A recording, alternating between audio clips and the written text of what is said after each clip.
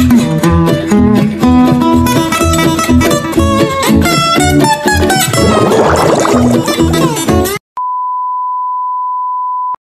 mga kaisda, ako nga pala si Cherry Ann Ayumpil na nag-aaral sa Ascot Campus, BS Fisheries 3. For me, I would return teach someone how to take care of source of income. This is also connected to my course as a fisheries student. Even if I am still learning, I understand the importance of sharing my knowledge. Sharing my knowledge so that others can become self and improve their lives.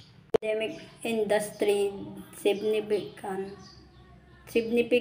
disruption due to decline in demand, increasing demand for seafood and wild fish stock, and technological advance in aquaculture is also facing challenges, including the environmental impact of aquaculture. During the pandemic industry, significant disruption due to decline in demand, increasing demand for seafood to wild fish stock, and technological advance in aquaculture in also facing a challenging growth is also offer opportunity for livelihood and support local communities supplying fresh produce and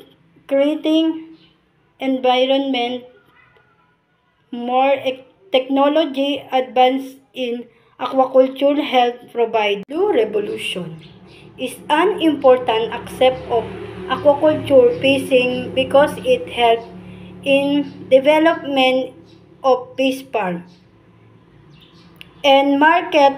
It provide gather income and contribute to economic growth.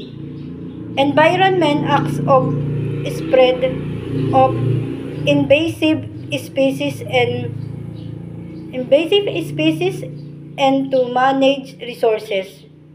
Efficiency of aquaculture in food production lies in its ability to provide wide variety of fish and seafood in large to provide other nutrient contributing to food security and economic